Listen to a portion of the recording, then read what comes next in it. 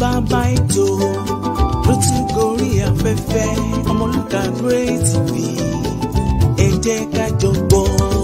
Ètò bàbá ètò ló tún gorí afẹ́fẹ́ Ọmọlúkà Great TV ẹ jẹ́ ká jọ gbọ́.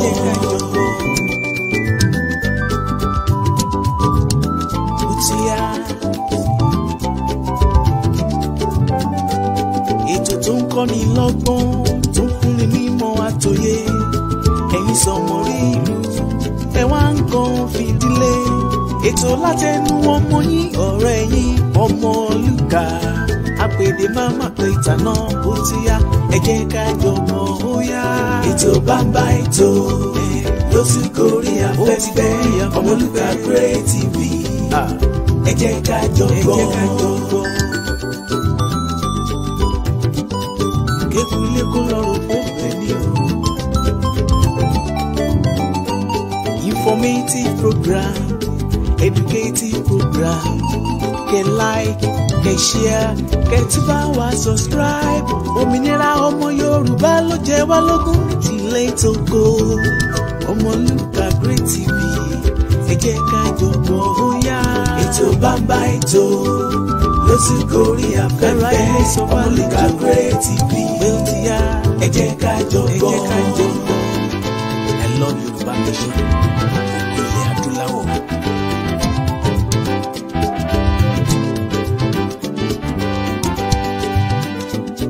Yoruba nation, ilé tìyá, òmìnira ọmọ Yorùbá o ló ṣe kókó. Yoruba nation, ilé tìyá, òmìnira ọmọ Yorùbá o ló ṣe kókó. I love Yoruba nation, ògo ilẹ̀ adúláwọ̀. Ikán parapọ̀, wọ́n parapọ̀ wọ́n mọ̀lé. Èèrà parapọ̀, wọ́n parapọ̀ wọ́n má gìyàn. Ẹ jẹ́ ká parapọ̀ ká fi mọ̀ ṣọ̀kan. I stand for unity, ìṣọ̀kan lórí orílẹ̀-èdè wa. Yoruba nation, ilé tìyá, òmìnira ọmọ Yorùbá o ló ṣe kókó. Ẹ wò bí ẹ fẹ́ bí ẹ kọ̀, a máa gba Yoruba nation yìí o. Ó dá mi lójú dé gbangba. Ẹlẹ́dẹ̀ ó máa dọ́yọ̀, ariwo ẹ̀ ló máa pọ̀ o. Ilẹ̀ ìlérí ni Ọlọ́run wá mú wa débẹ̀ ní dandan oṣù. Yoruba nation, ilé tìyá, òmìnira ọmọ Yorùbá o ló ṣe kókó. I love my nation. Yoruba nation, ilẹ̀ adúláwọ̀.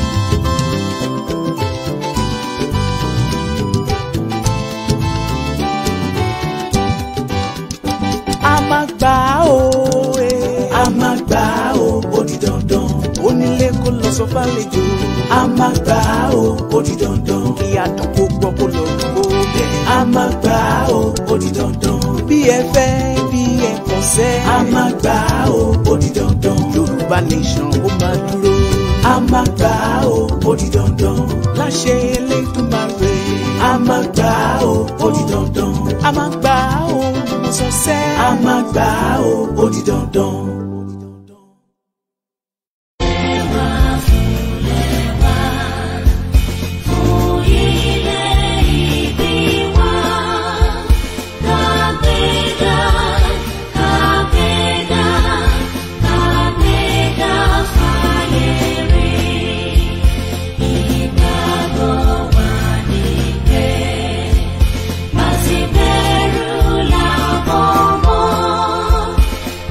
She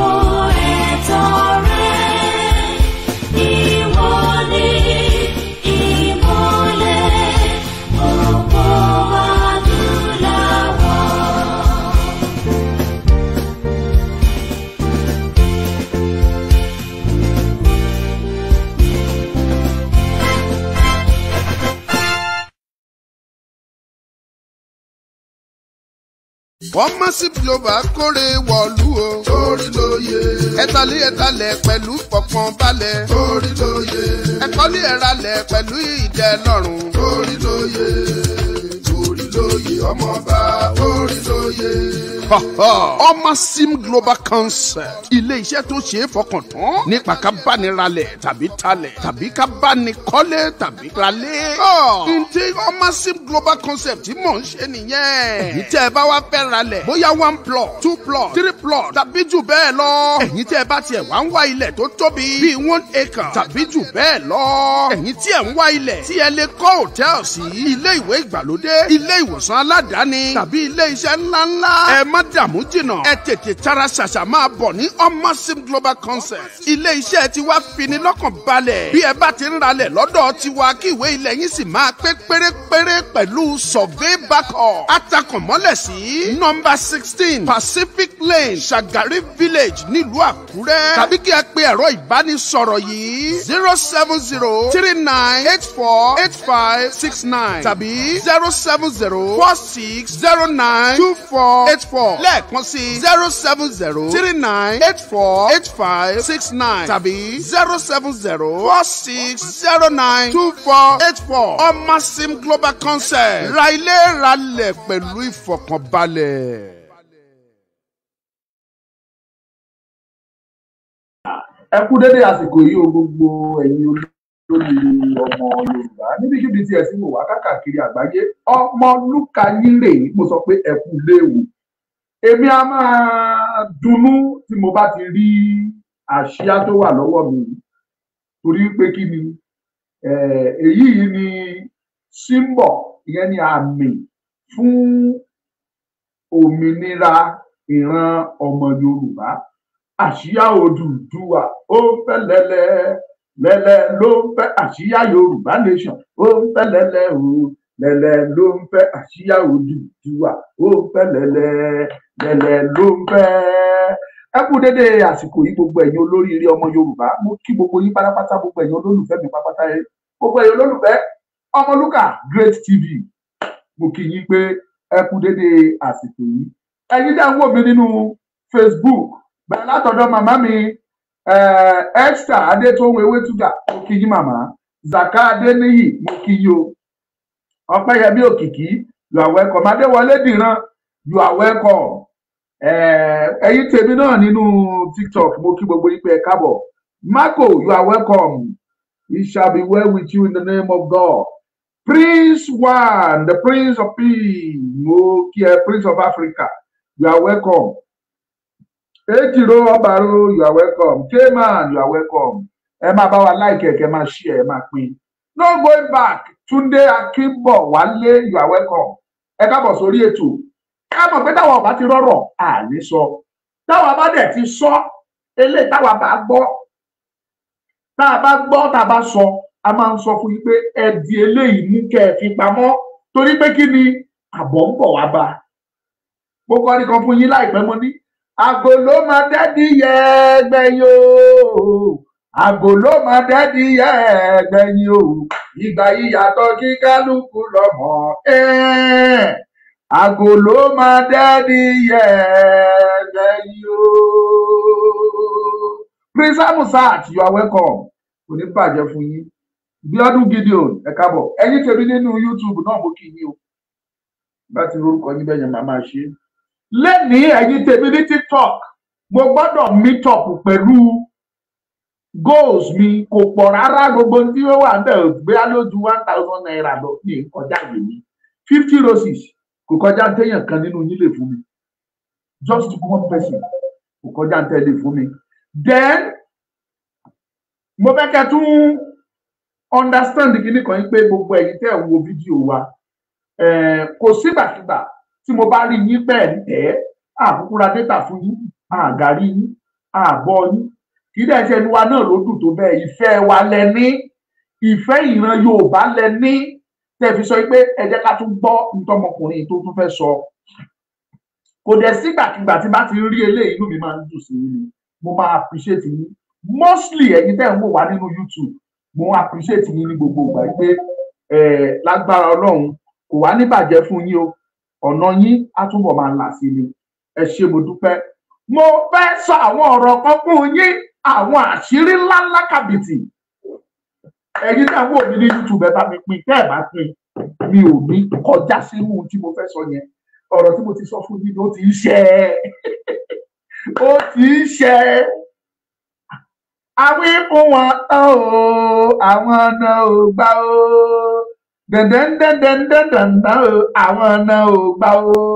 Nígbà tí bá ti rí KS níbí, tí mo rí Prince of Africa, tí mo rí Màámi Bùnmi One, dájúdájú ọkàn mi balẹ̀. Stone Cold ẹ̀yin ti wá agbẹ́yangí, mo gbé ṣùgbà fún yín. Bọ́lájí Sàlámì àwo tèmi nìkan, àwo tèmi kò ní bàjẹ́ fún yín. God will bless you. Let me go straight to the point. Mo sọ̀rọ̀ kan fún yín jọ́kì ní àná. Mo ní ẹ̀yin ọmọ Yorùbá rẹ́rẹ́ kan fẹ́ rún. Mo ní rárá máa rún. Ẹ̀yin ò mọ tó lọ, ẹ̀ mọ bó ṣe lọ. Ọ̀rọ̀ 8,000 naira per house òun lẹ ṣáà ń pariwo, òun lẹ ń gbé gbọ́. Suffering and smiling. Ọ̀rọ̀ 8,000 naira per house yìí ò tiẹ̀ kán mọ́ lúkà kó kàn wá.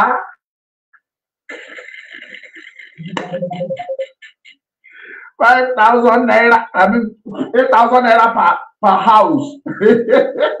Jimo Adeayomi, oh God, Ekujumi, Osana.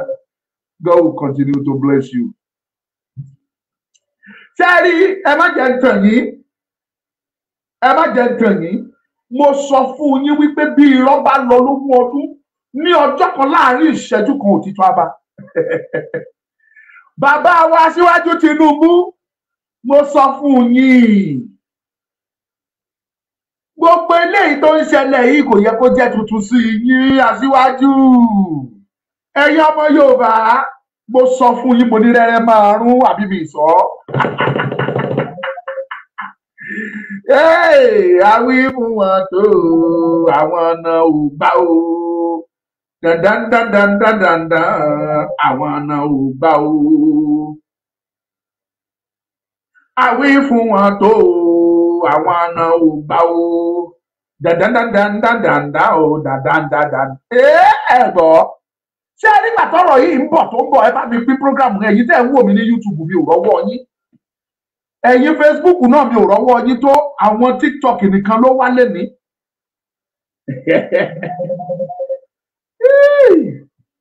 Àwọn tó ń pè wọ́n kàn ń disturb program mi ní ọ̀nẹ́sẹ̀.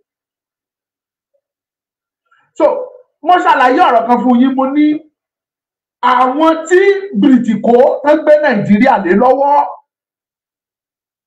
tí wọ́n fi ṣe indirect rule tó jẹ́ pé true wọn náà fi ń pàṣẹ Nàìjíríà. Kí ni kan wà tẹ́yìn ọ̀pọ̀lọpọ̀ nínú ẹ̀yin tẹ́ ń wo fídíò tẹ́jọ́ ọmọ Nàìjíríà, ọ̀pọ̀lọpọ̀ tí ò yé yín ó pọ̀ tó yé yín lọ. Àwa á máa sọ fún yín tó bá wá wù yín kẹ́ ẹ gbọ́, tó bá wá wù yín kẹ́ ẹ má gbọ́, but we will continue to tell you. Ṣé rí ojú tẹ́ fi ń wo Nàìjíríà ó tóbi, àti Nàìjíríà tẹ́yìn wò yìí ó kọjá bẹ́ẹ̀ ṣe rí Nàìjíríà lọ. Nàìjíríà tẹ́yìn rí yìí ó kọjá bẹ́ẹ̀ ṣe rí lọ. Kíní kan wà tẹ́ ẹ̀ dẹ̀ understand. Ní Nàìjíríà tẹ́ ẹ wà yìí, tẹ́yìn wà nú ẹ̀ tínú yín dùn. Kò sí ẹ̀dákẹ́dá tó bá fẹ́ ṣe olórí yín, tó fẹ́ ṣe pírẹ́sídẹ́ǹtì ní Nàìjíríà yìí, táwọn Bìrìtìkó ò bá lọ́wọ́ sí, táwọn Fúlàní, àwọn Emirates tí wọn ò bá buwọ́ lu ẹnìkan fún wọn, máa garanti ẹnìyẹn á kàn ná á wéṣì owó ni. Tí wọn bá ti fẹ́, wọn ò fẹ́. Ìbá lọ sí United Ambassador of America, kó lọ gbé owó USA, kó lọ sí JP Morgan, kó lọ wú gbogbo owó tó ní níbẹ̀, kó lọ wú wá. Máa garanti tó bá ná ní Nàìjíríà kò ní wọlé. Kò ní wọlé.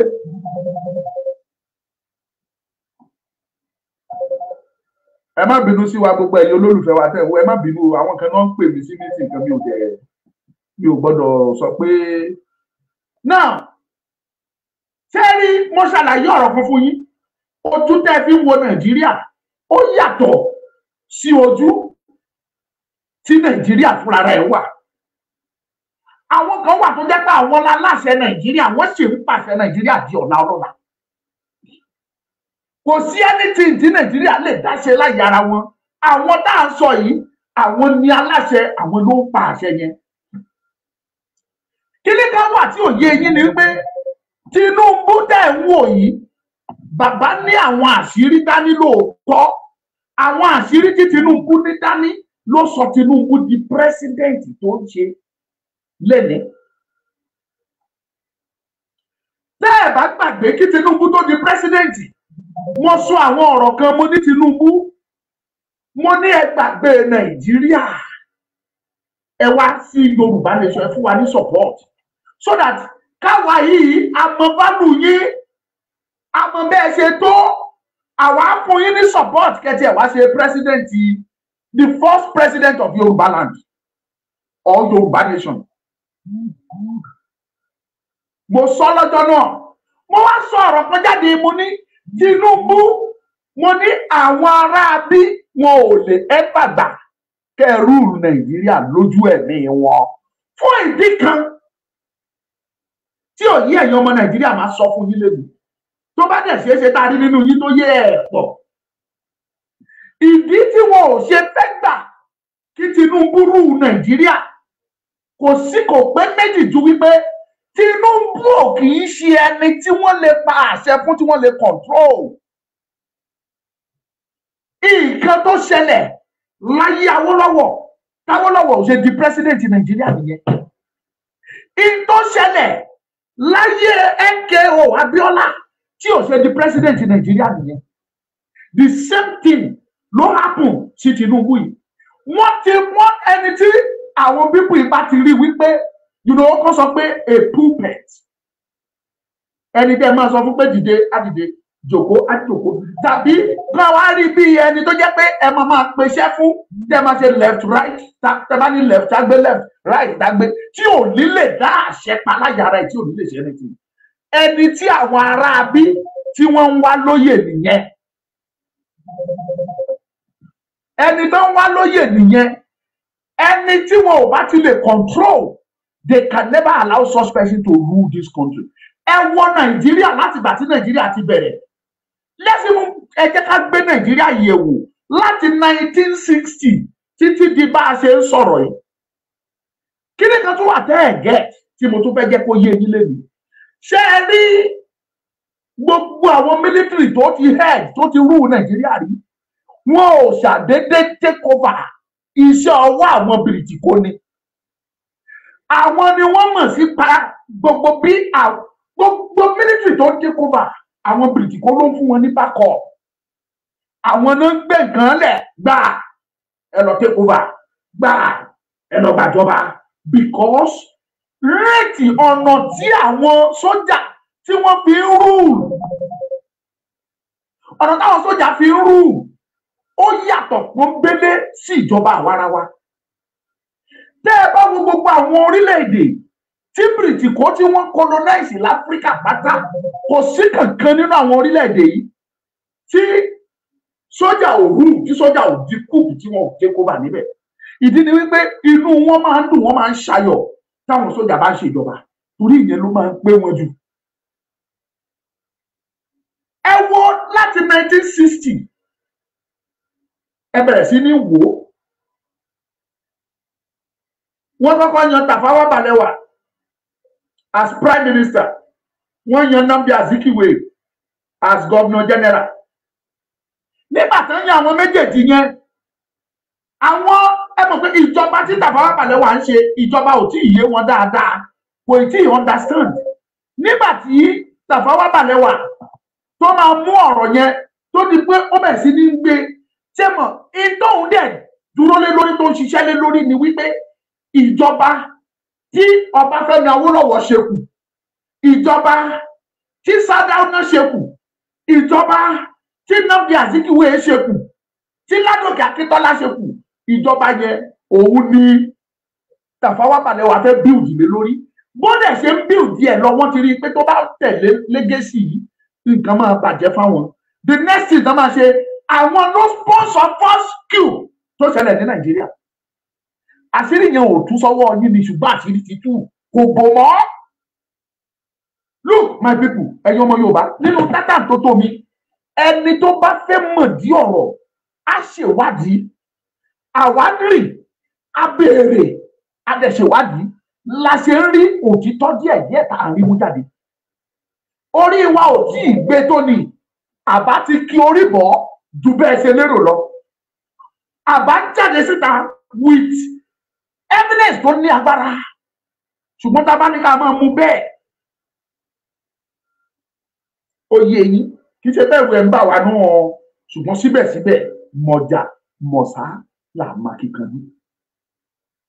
Àwọn nurse of our school ìyẹn ló jẹ́ tó mú ikú òjijì tó pa Tafawa Balewa píọ́n, ikú òjijì tó pa Ládòkè Akíntọ́lá píọ́n, and some others àti Amadu Bello gbogbo wọn píọ́n wọ́n lọ sí.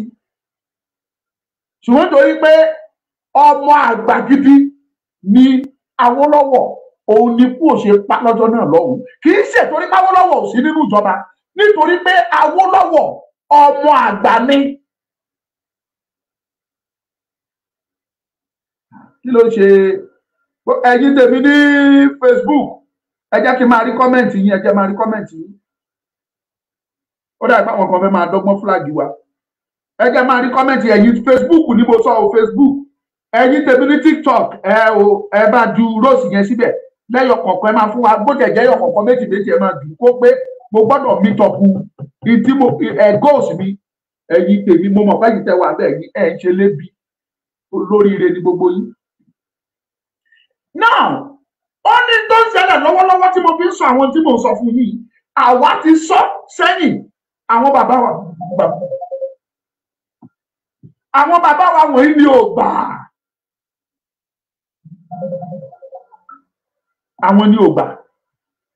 Now ẹ kúrò lórí Irons, the second ìgbà tí yẹn ò dance to their 2 months, wọ́n sponsor another coup by Gowon. Gowon rule for 9 years. Nǹkan tí wọ́n fẹ́ òun ni Gowon bá wọn fẹ́. Nígbà tí wàhálà ń ṣẹlẹ̀ nínú Nàìjíríà tó di pé ọ̀rọ̀ yẹn lágbára, wọ́n lọ sí Ghana, wọ́n ń pè bẹ̀ ní Àbúrì. Wọ́n lọ Àbúrì, wọ́n lọ ṣe ìpàdé. Ẹ má gbàgbé o, kán tó bẹ̀rẹ̀ ìpàdé tán lọ ṣe ní Àbúrì, àwọn Bìrìtìkó ti mọ̀ sí. Àwọn ló colonize Ghana. Bọ́n ṣe colonize wa, náà colonize Ghana. Wọ́n ti mọ̀ nípa ìpàdé tán fẹ́ lọ ṣe l'Àbúrì. Gbogbo bọ́n ṣe conclude, bọ́n ṣe perfect, bọ́n ṣe parí ìpàdé, gbogbo ẹ̀ wà lọ́wọ́ àwọn Bìrìtìkó. Kán tó ti Ghana, nígbà tán parí ìpàdé, wọ́n jọ reach agreement pé bá a ṣe máa ṣe rèé, kó ní kálukú kó ṣe kí ni, kó dọ́mú ìyá ẹ̀ gbé, ṣùgbọ́n àjọ máa jẹ́ Nàìjíríà. Kí Yorùbá máa dájọba ẹ̀ ṣe, kí Ìgbò máa dájọba ẹ̀ ṣe, káwọn Haúsá náà máa dájọba wọn ṣe. Agreement tán bá bọ̀ láti Àbúrí Accord tí wọ́n lọ fún nìyẹn. Nígbà tán dẹ̀ máa padà dé ńkọ́, àwọn ará abí tó ní agbára, wọ́n pe lágbí wọn ọ̀gbẹ́ni wa, ìtẹ́ lọ ṣe níbẹ̀ yẹn ẹ gbọ́dọ̀ gbà. Ẹ gbọ́dọ̀ gbà, we will never tolerate that. Nígbà tán dẹ̀ sọ bẹ́ẹ̀ tán, kí ló ṣẹlẹ̀? Gowon dé owó gile nǹkan lọ ṣe l'Àbúrì. Tán jọjọ sọ, tán kì sí ara wọn, tán jọ toast, tán jọ mú wáìnì papọ̀. Wọ́n jọ ṣe. Nígbà tán máa padà dé, àwọn tó lágbára wọ́n pe Gowon, wọ́n ní ọ̀gbẹ́ni wa jẹ́ kó rí ẹ pé àfẹ́ bẹ́ẹ̀ bá a ṣe fẹ́ rí. Gowon dẹ̀ ní is a desperate man. Ó ní láti dance to their tune. Bó ṣe jẹ́ sójà tó, ó máa nídìí láti dance to their tune. Ó dance sí tune wọn. And that leads to Biafra war tó wáyé lọ́dún 1967. Nígbà tí Gowon ṣe léyìí tó fẹ́ ṣe, ariwo wá pọ̀ pé Gowon ló lè máa ṣe lọ, ó ti lọ́dún 9 àbá, ó fẹ́ jẹ gbogbo ayé run ni, you must leave. Wọ́n gbé Gowon kúrò ńbẹ̀, wọ́n ní kí Múrítàlá wọlé. Kò pẹ́ rárá, wọ́n pa Múrítàlá dànù because Múrítàlá ní ó ní plan tó dáa díẹ̀, ó lájú àwọn tó mọ̀ àwa ò mọ̀, but àwọn tó mọ̀ Múrítàlá sọ pé bó ṣe jẹ́ tùtò ló ṣe ní agídí. Wọ́n ní tó bá ti make up mind díẹ̀ pé this is what I want to do, wọn ò kì í yẹ̀ ẹ́. nígbà táwọn ará bí ti rí pé bó ṣe ń lọ rèé àwọn náà mọ bó ṣe stage tó ṣe yanjú Muritàlá gbogbo tí mò ń sọ fún yín mò ń fún yín ní authentic ní ìtọ̀nà ló lọ̀yọ́ ìtàn ló láyé ẹni tó bá béèrè ìtàn àjòkó afẹ́ díẹ̀ gbọ́ ni wọ́n yanjú Muritàlá wọ́n lọ gbé ẹni tó ní ìgbà tí Muritàlá ń rúùlù kì í ṣe Ọbásanjọ́ nìkan ni assistant kì í ṣe Ọbásanjọ́ kọ́ ni chief of army staff tó next sí Muritàlá àwọn tó sí ní Ọbásanjọ́ wà bẹ́ẹ̀ gbà yẹn wọ́n wà dáadáa lára àwọn tó sí ní Ọbásanjọ́ ni Àlàní Akínlé-Adé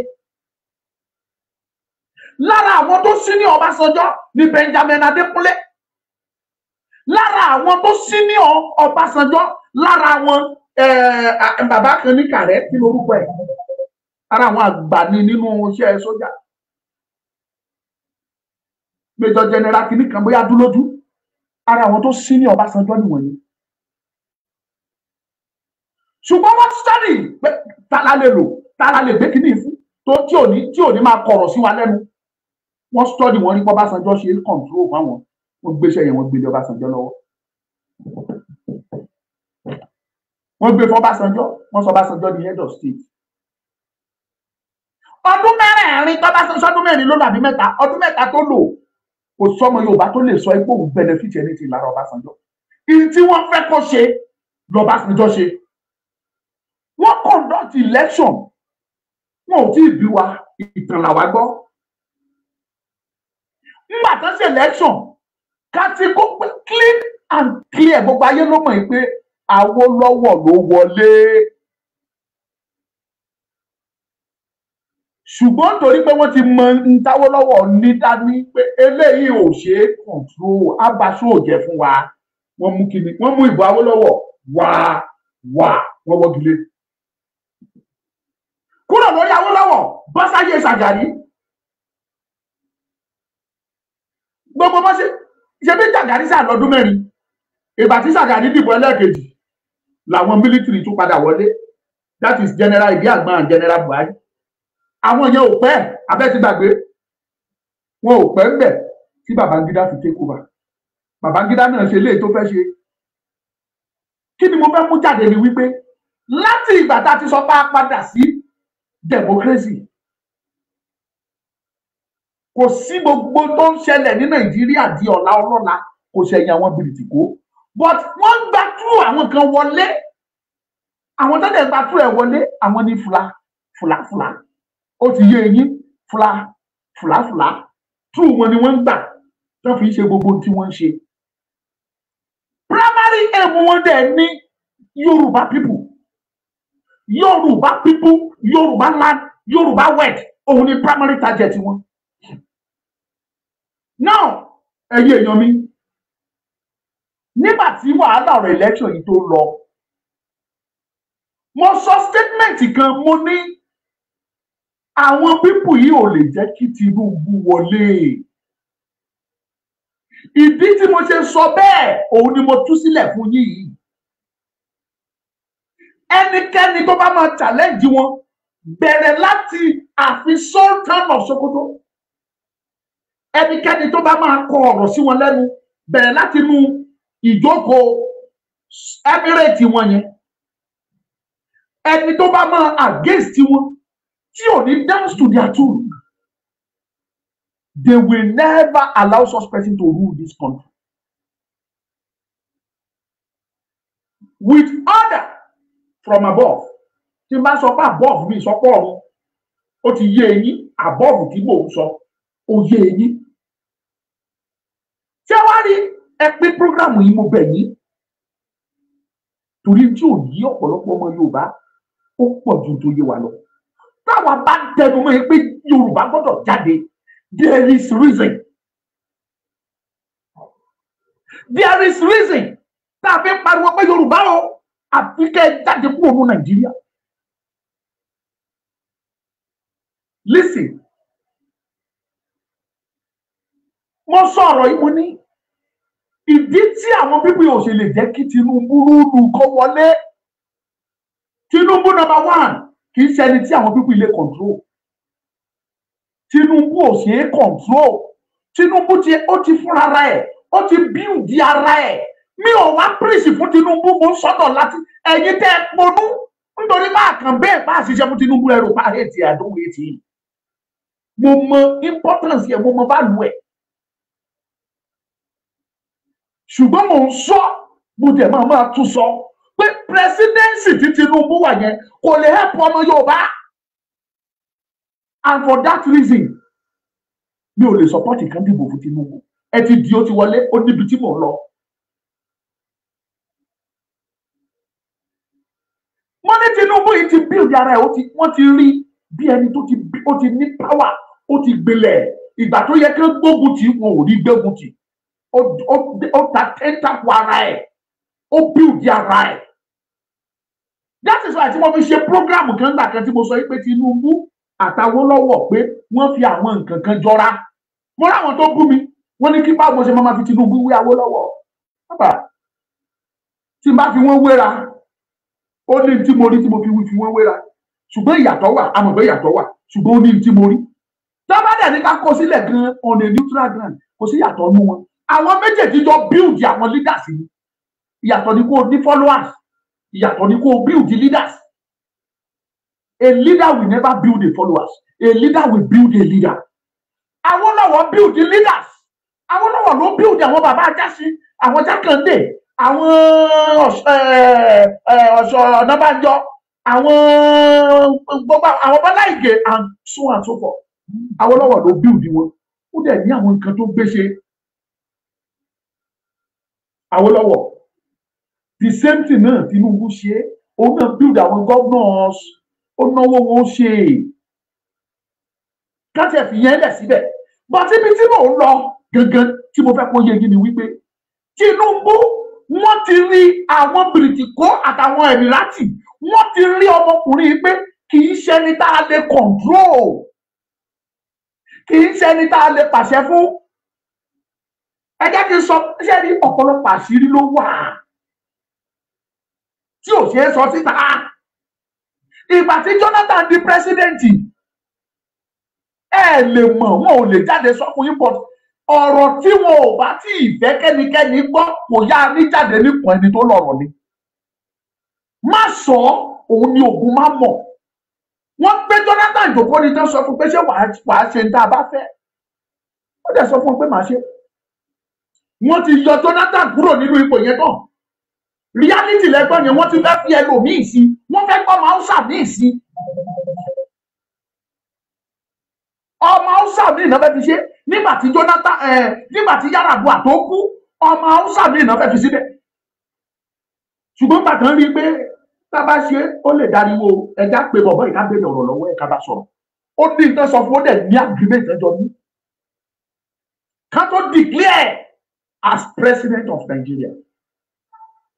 Nígbà tó dẹ̀ di president tó dán sùjàtù ẹ̀yin fúnra ara yín ẹ wo ìjọba Jonathan ẹ sọ fún mi kí ni nǹkan tẹ́ ẹ lè tọ́ka sí pàtó tó jẹ́ achievement ọmọkùnrin yẹn ìlú tó ti bí kò lè fọwọ́ sọ̀yà wípé èrè báyìí ni mo jẹ nílùú mi no ẹ fúnra ara yín ẹ rò ṣé ayé ẹ kàn bàjẹ́ tó bẹ́ẹ̀ tàbó dájú wọn ò rírú ẹ̀ rí mi ò ṣe ní rántí pé ó yẹ kóun sọ ìlú òun ní Bayelsa yẹn kóun sọ di ìlú òyìnbó kóun tó kúrò tòró gbàgbé pé ọdún mẹ́fà péré yẹn ló wá lò lẹ́yìn ọdún mẹ́fà yẹn òun lè má lórí ọ̀fẹ́ mi mọ́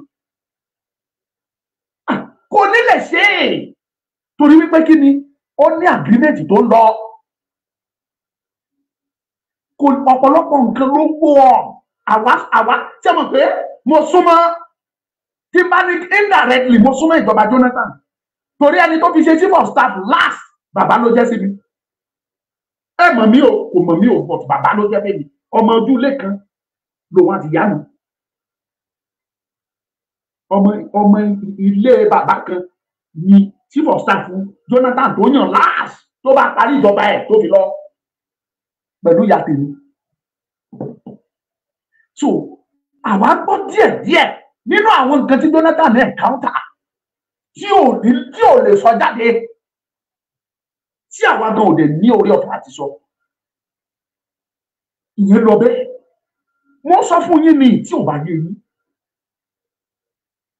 presidency tí Tinubu dé gbogbo ayé ló mọ̀ pé wọn ò fẹ́ kí Tinubu wọlé. Ẹ̀yin fúnra yín bá wo ìrìnàjò Tinubu ẹ mọ̀ pé láti kọ́tẹ̀ tó bẹ̀rẹ̀ primary rárá náà ti bá Tinubu wọ wàhálà. Mo dẹ̀ ń dánú mọ́ nígbà yẹn mo ní Tinubu wọn ò ní fún ẹ ní tíkẹ́ẹ̀tì. Wọn ò ní fún ẹ ní tíkẹ́ẹ̀tì. Wọn ò ní jẹ́ kó rú Nàìjíríà. Kì í ṣe pé bóyá ó ní nǹkan tá a rí ju pé ìta rí ó fẹ́ ṣe simple thing. Tinubu ò ṣẹni tó lè control. They can never control him. Ẹni tó ní àyà gidi bí kìnìún ni Tinubu. Jẹ́rí àwọn ìgbésẹ̀ tó ń gbé tó fi ń pariwo wọn Nàìjíríà mistake ló ṣe kiri òye ni òye dàdí wa àìkàn kì í ṣe àgbàdo fi ń ṣe òye ni òye bàbá wa yẹn tó àti àwọn tó rọ̀gbà yìí ká torí tán fẹ́ jẹ òde kan gbọ́n ni àwọn ló yẹ kó sọ fún bàbá yìí pé bàbá yìí wá ilé tó lọ ilé gbogbo dàgbé tọwọ́ oge tó gé jẹ mi ò rí láìkí yín mọ́ èyí tẹ́ wà ní TikTok àwọn ló yẹ kó sọ fún wípé bàbá tọwọ́ oge ó tó gé jẹ mo torí nǹkan fẹ́ jẹ kò ní jẹ kán gbọ́n then wọ́n mọ̀ ní pé tí Yorùbá bá dúró that is a new nation entirely ó máa difficult fún wọn báwọn ṣe rí nǹkan kó jẹ nínú Nàìjíríà difficulties máa wà fún wọn àti kó jẹ nínú orílẹ̀-èdè tuntun torí all eyes on that new nation àwọn reason tí gbogbo wọn ṣe kọ̀ tó ń ṣe sòótọ́ fún bàbá Tinubu nìyẹn ló gbẹ̀yìn ọmọ Yorùbá tẹ́ rí Tinubu bí ọ̀tá ẹ má rí bí ọ̀tá èmi ò rí bí ọ̀tá mi ò kórìíra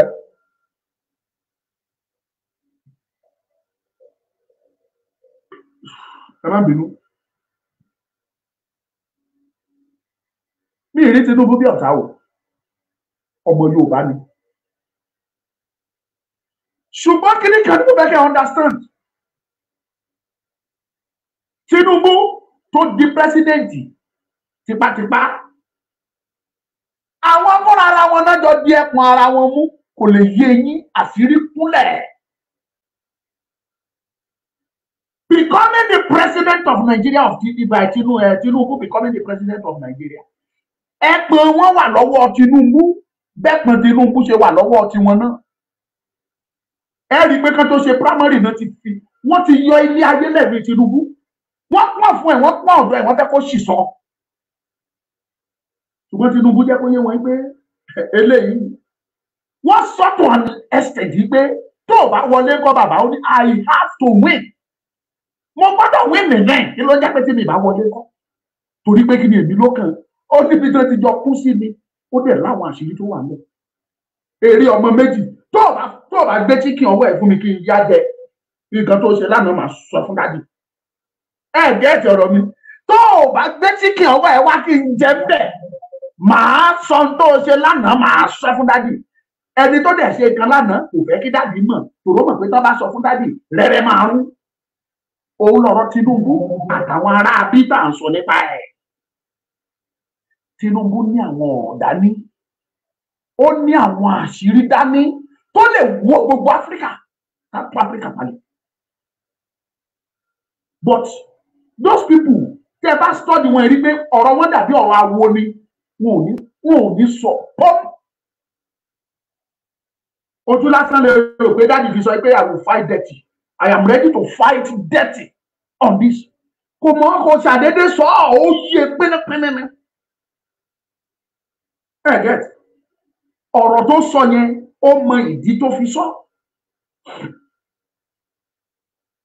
ó mọ ìdí tó fi sọ ohun tó sọ wọ́n fìtí na Tinubu kó ṣáà lè jábọ́ kó má dé presidency yẹn because wọ́n mọ̀ pé tí Tinubu bá débẹ̀ àwọn ò ní lè control Tinubu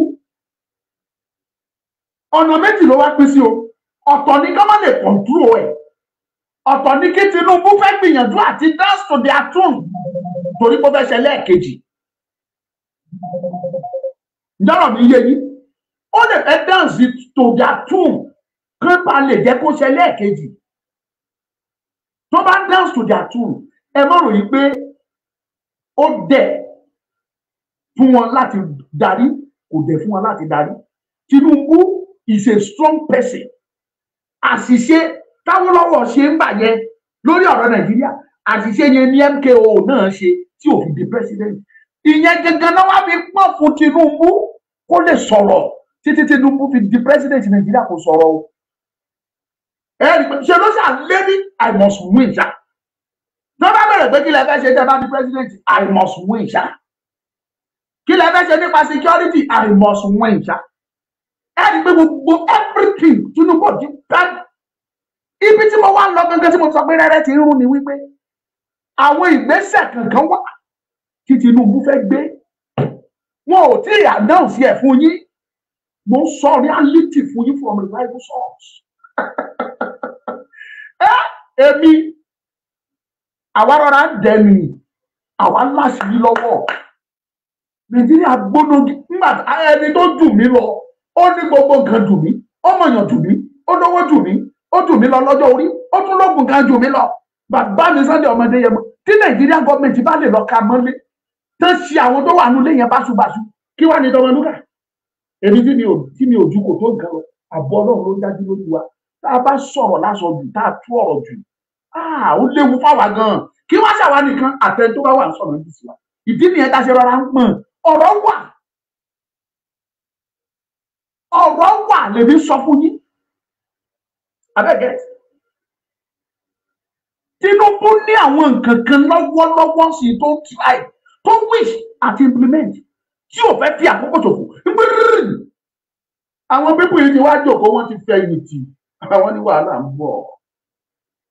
Kò lè yé yín ìpàdé ń lọ lákọlákọ ní gbogbo ọ̀nà ni ní àfisọ́tàn ní London ní France ní US méjì ń lọ lákọlákọ nítorí ta ni torí Tinubu ni ìdán máa ṣe láti yọ máa garanti yín pé wàhálà ń bọ̀. Ọmọ Yorùbá mo sọ fún yín ẹni tí ò bá dance to your tune lénìí ó lè dance to your tune tomorrow. Ẹni tí ò ṣe ti yín lè rí ìṣe ti yín lọ́la ẹ má bànújẹ́. Àràkún làṣọ gbági ẹ má jà bẹ́nikẹ́ni jà ẹ má wòran. Ìpàdé ń lọ kò lè yé eyín ẹ̀ mà. Màá dẹ̀ garanti pé pẹ̀lú orí ọ̀fẹ́ Ọlọ́run ìpàdé tó ń lọ yẹn èsì ẹ̀ tó bá máa jáde á pín Nàìjíríà máa garanti. Ẹ gbọ́ á pín afọ.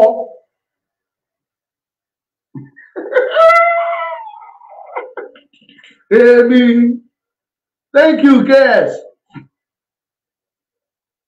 Meeting dey go meeting upon meeting. Ẹlòmí àrò pé àwọn tó ń ṣẹlẹ̀ láwa kan fi sọ ilé ìta ẹlòmí à ní ṣèbí tí kóòtù sọ ló jẹ́ náà tí Tinubu bá lù sí kéèsì ní kóòtù I can even tell you boldly pé níwọ̀nba tó lò yẹn ó ní gírísì wọn dání o àwọn adájọ́ yẹn ó ní agbára wọn dání. That is the power with the president. Tó bá jẹ́ pé ẹ̀rọ fáwọn adájọ́ kan náà fẹ́ lu agbára lórí Tinubu bá pa aláìrọ́ ni kò sí justice ní Nàìjíríà mọ́ kò sí judiciary ní Nàìjíríà mọ́ gbogbo judiciary Nàìjíríà is political adajos political judge ní gbogbo wọn pátápátá ẹ máa ṣe méjì. As far as I'm concerned tí gbogbo yín dẹ̀ mọ̀ níwọ̀nba tí ojú ọjọ́ kù lẹ́nìí this is about 8:47 p.m. 17th day of July 2023. Níwọ̀nba tí ojú ọjọ́ kù kí 12 tó lù yìí tí Tinubu bá sọ pé òun fẹ́ yọ the minister for the current chief justice of Nigeria ariwo ọlá tó bá lóun fẹ́ yọ dànù kóun dẹ̀ dismiss gbogbo àwọn tó wà ní court of appeal or tribunal wọn yẹn kò ná ní ìṣẹ́jú méjì kí n sọ̀rọ̀ láti wàhálà ó máa gbéwé tá pè ní ẹ̀lò ó yá ẹ̀kọ́ lẹ́tà yẹn jáde adé invite wọn ẹ̀dùn lẹ́tà lé wọn lọ́wọ́ ló parí. Oh, is the president of Nigeria tó bá lóun ò ní díẹ̀ ó sàkíyẹ ó lọ lé ẹni yẹn tó bá kọjá yìí ẹ̀dùn gan kò tún ní fún ẹni gratuity ẹ̀ á tún fi jẹ́ ẹni yàtọ̀ sí tó fẹ́ jẹ́. Àwọn náà sọ nìyẹn that is the power with the president of Nigeria too much power. But tó bá jó to the tune of the president tó bá fún ẹ ní ìwé ẹ̀ kó máa lọ lé ẹ̀ á gbé portfolio ẹ̀ kì this is your gratuity ilé ẹ wà bí báyìí tó yẹ kán fún ẹ, mọ́tò tó yẹ kán kó ti méjèèjì ti wà bẹ́ẹ̀, máa lọ ilé ẹ máa lọ.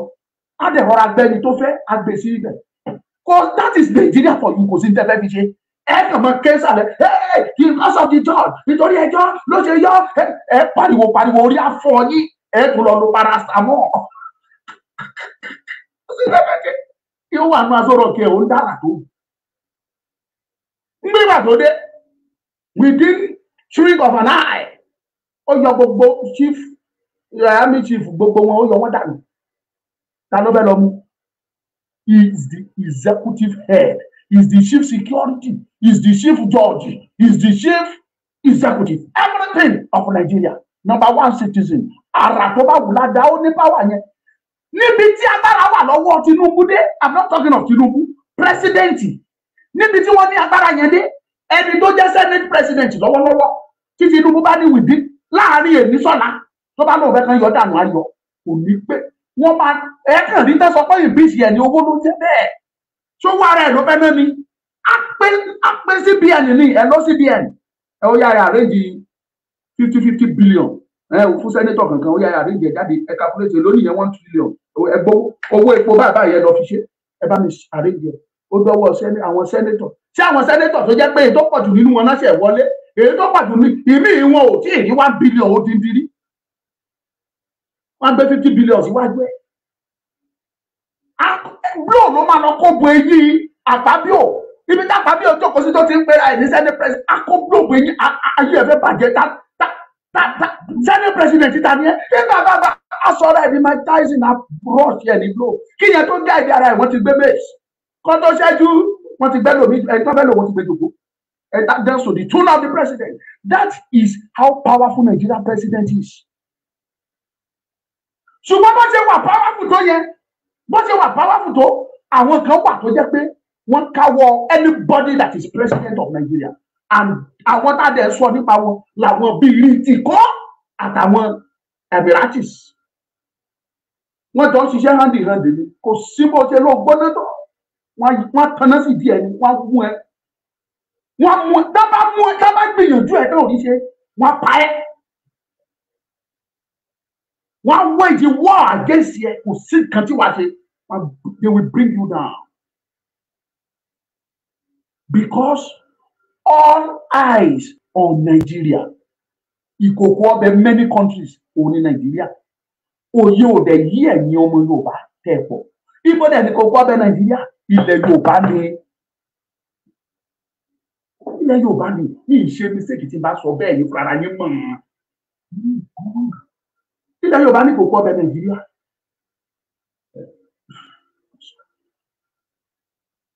Nàìjíríà yìí àwọn alágbára kan wà o tó jẹ́ pé àwọn ló ní agbára mo sọ fún yín ìrìn tí mo rìn lọ sí port mo wọnú inú kùnkùndùn port lọ mo lọ yọ details port jáde mo gbà jáde láti ẹnu ikú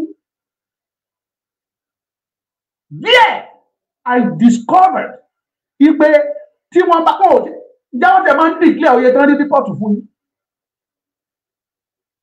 60% of owó tó ń jáde ní port yìí àwọn bìrìtì kò ń gbà sápò di ọ̀la wọ́n ń gbà sápò ó lóye free crude oil tó ń lọ sọ́dọ̀ àwọn bìrìtì kò di ọ̀la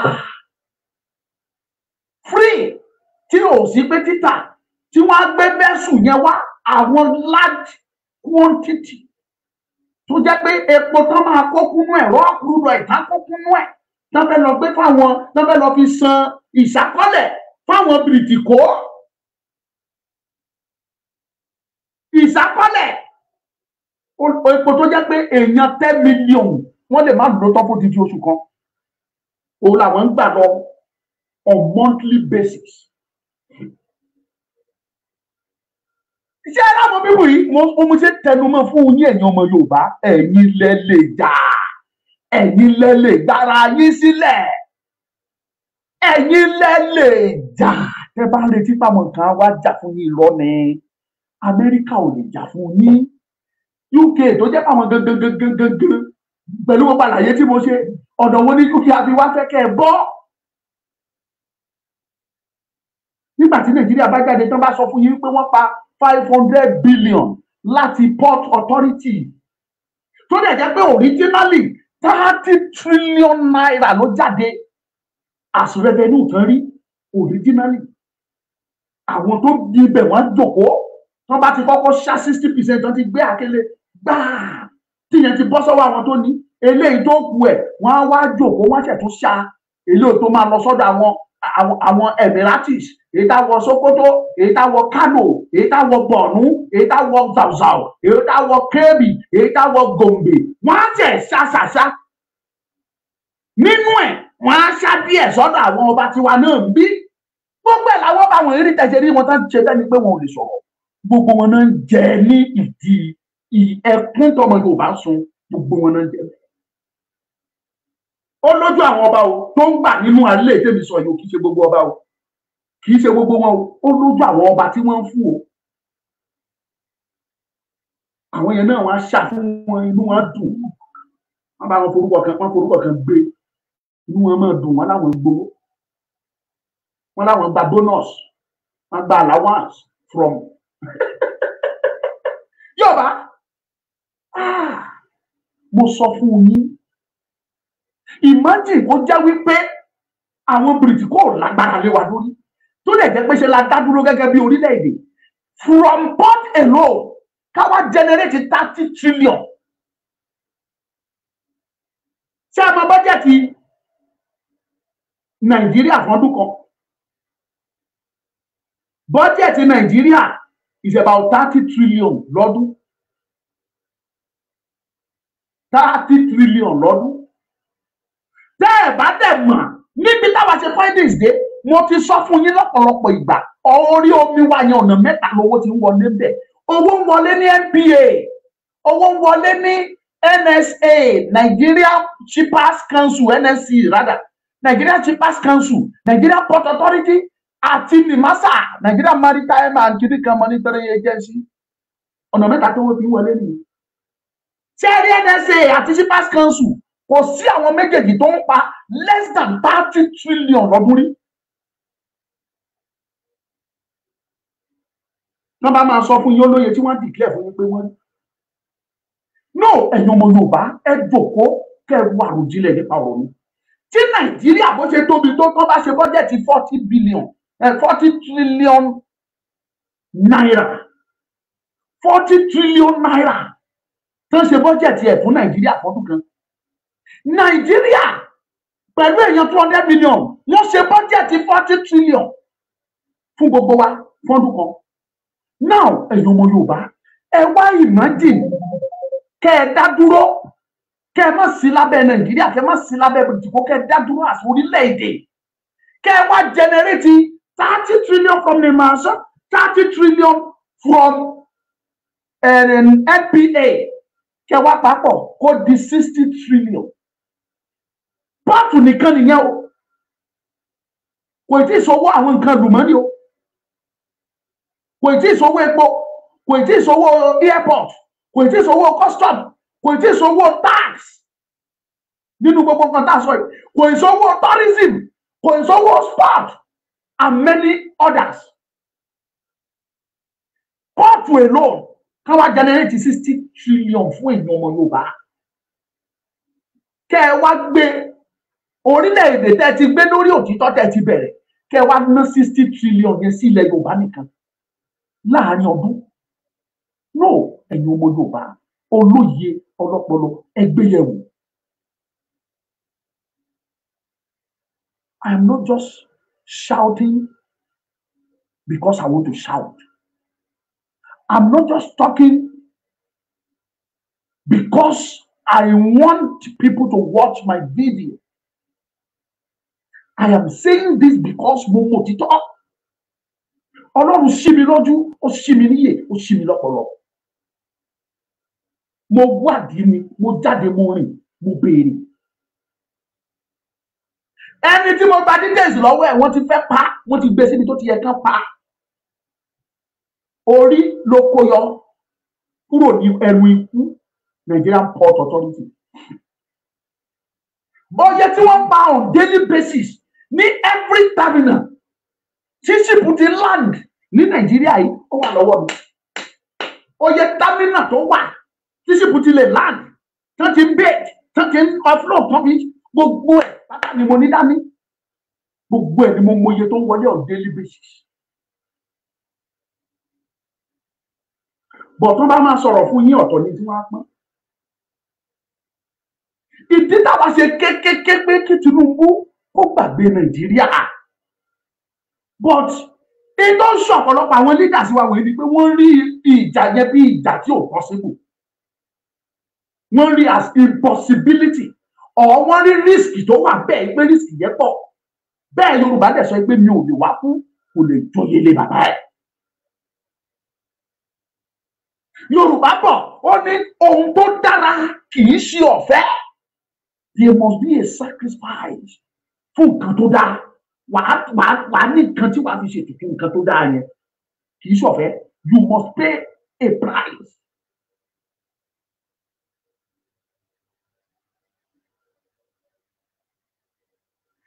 Ẹ̀dẹ̀ jẹ́ kí n sọ no ẹ̀yin ọmọ Yorùbá tá a bá gba Yorùbá gbogbo àwọn tó jó lówó wa tó jẹ́ èèyàn ńlá wa yìí tó ń bìlíwì pé bóyá orí ọ̀fẹ́ yẹn lè má sí mọ́ gbogbo yẹn orí ọ̀fẹ́ yẹn á wà fún wọn.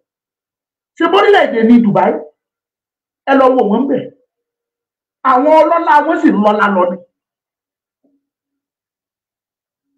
Ìyàtọ̀ tó wà nù tiwọn nígbà tó ń jẹ ìyà tẹ́lẹ̀ àtàkókò yìí ni wípé àwọn tó jẹ́ ọlọ́lá tó jẹ́ ìdílé ọba wọ́n ń lọ́lá lọ wọ́n ń gbádùn lọ wọn ò rẹ́ wọn ò padà sẹ́yìn.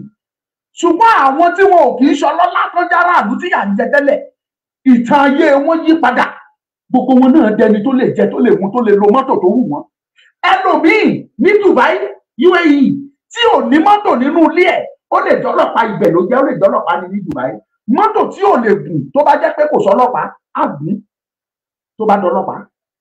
Àwọn best car àwọn Ferrari àwọn Mercedes McLaren àwọn Citroen àwọn Rolls Royce àwọn great cars lọ́lọ́pàá wọn lò bẹ́ẹ̀.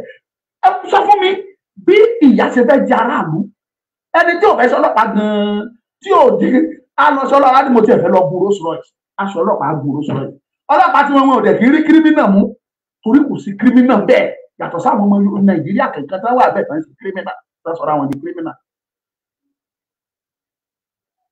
Ọlọ́pàá wọn ò ríṣẹ́ ṣe. Now ẹ wá jẹ́ kí n tún sọ òótọ́ kan fún yín ẹ̀yin ọmọ Yorùbá. Tinubu ẹ lọ kọ̀rọ̀ mi sílẹ̀ á ṣe kan nínú ọ̀rọ̀ méjì tí mo fẹ́ sọ sílẹ̀ fún yín pẹ̀lú bí kan ṣe ń lọ tí pàdé ń lọ lákọlákọ yìí ìgbésẹ̀ kan máa wáyé o mo garanti yín á pín Nàìjíríà fúnra rẹ̀. Ẹ lọkọ rẹ máa ń ìgbà tọ́rọ̀ yẹn bá dẹ̀ máa jáde nǹkan wá ṣe kò ní sáriwo kò ní síjà ẹ ní gbọ́ anything akàn tún ní bí ìbọn gbọ́bà tó bá dún báyìí àáké ló bọ́ sí Nàìjíríà yẹn wọ́n máa ṣá sí mẹ́ta ni aṣá sí wẹ́wẹ́ kí n má sọ pé mẹ́ta tòun lè ṣá ju ọ̀nà mẹ́ta lọ ẹ lọ kọ́ sílẹ̀ ni mo sọ bẹ́ẹ̀ fún yín ṣùgbọ́n kankan ló lè kórè ẹ̀ kó má wáyé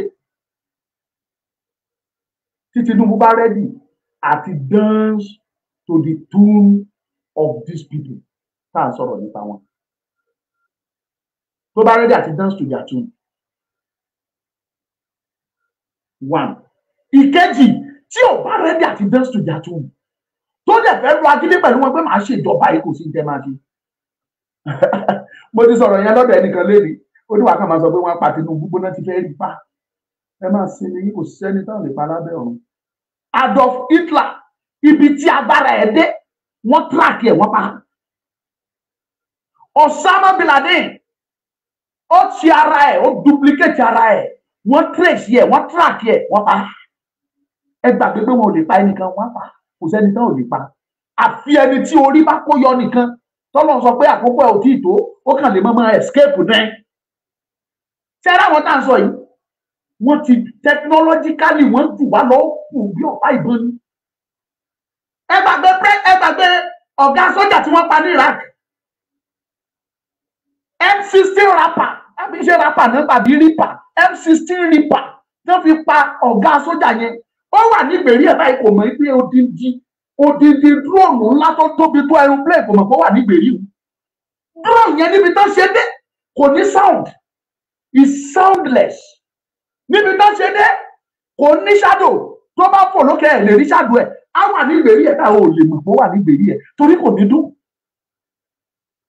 níbi tó wà ó tájẹ̀tì ọ̀gá sójà yẹn òun nìkan ló dẹ̀ mú ó dẹ̀ bá no casualty tá bá fẹ́ mú dáàdì wa wọ́n mú technology jù yẹn lọ gbogbo tẹ̀ ń pẹ́lẹ́ ẹ̀ kàn gbẹ́ pé wọ́n láwọn wọ́n á tún ìwọ̀n ò ní sọ pé àwọn ló àtàkì yìí ẹ̀ kàn máa gbẹ́ pé wọ́n sọ nǹkan sásọ̀rọ̀ kì ní pé sásọ̀rọ̀ kì ló bá tán ẹ̀ ní wọn ò ní sọ fún yín páwọn those people that way they has the money wọ́n ní gbogbo ẹ̀ Nàìjíríà lówó ṣùgbọ́n àwọn yìí ní wọ́n ní owó wọ́n tún lẹ́nu àwọn náà pàṣẹ àgbáyé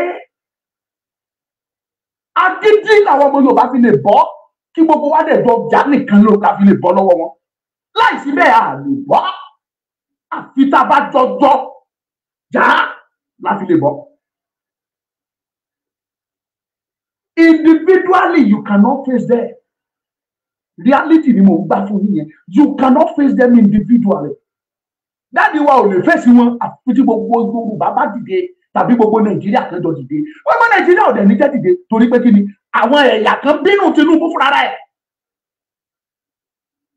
àwọn Ìgbò ń bínú pé Tinubu di president àwọn Fúlàní Haúsá wọn ń bínú pé Tinubu di president kódà rí Yorùbá gan tó ń bínú pé Tinubu di president so what are we talking?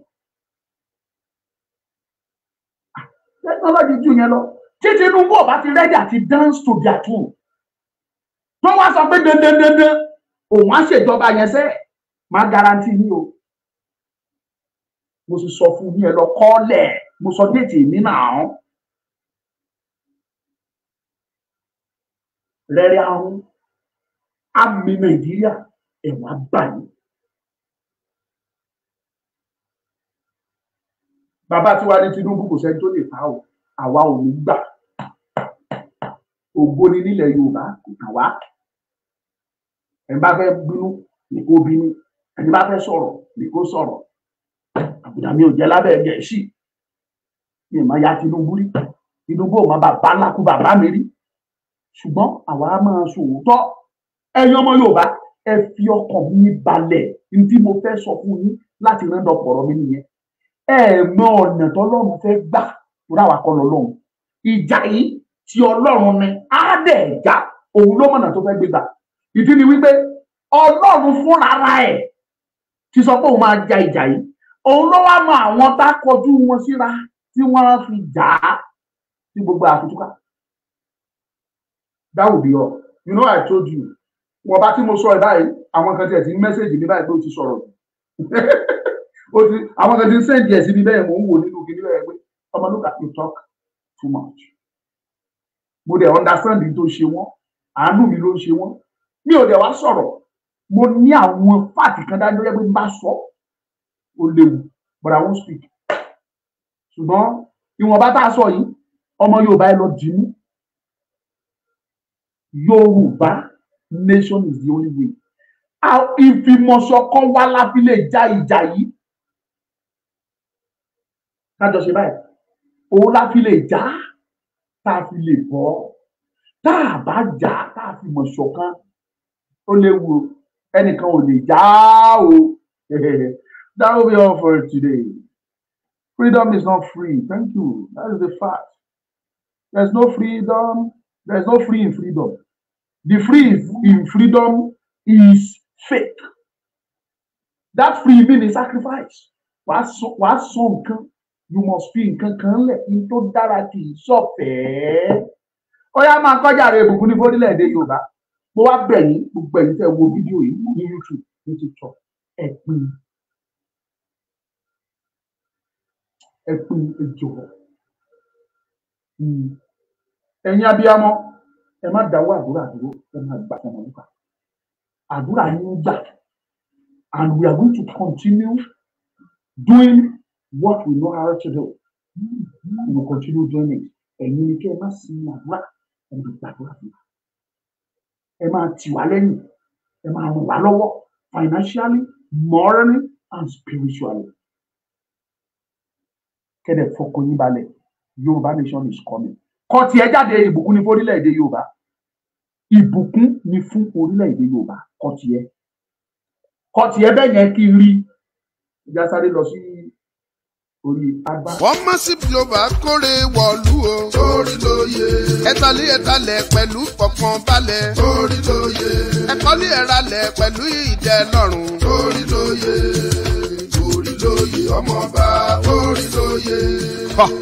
Ọmọ sim global concept. Ilé iṣẹ́ tó ṣe é fọkàn tán nípa ká bá ní ralẹ̀ tàbí talẹ̀ tàbí ká bá ní kọ́lé tàbí ralé. Ǹtí ọmọ sim global concept tí mò ń ṣe nìyẹn. Èyí tẹ́ ẹ bá wá fẹ́ ralẹ̀ bóyá 1 plot 2 plot 3 plot tàbí jù bẹ́ẹ̀ lọ. Ẹ̀yin tẹ́ ẹ bá tiẹ̀ wá ń wá ilẹ̀ tó tóbi bíi 1 acre tàbí jù bẹ́ẹ̀ lọ.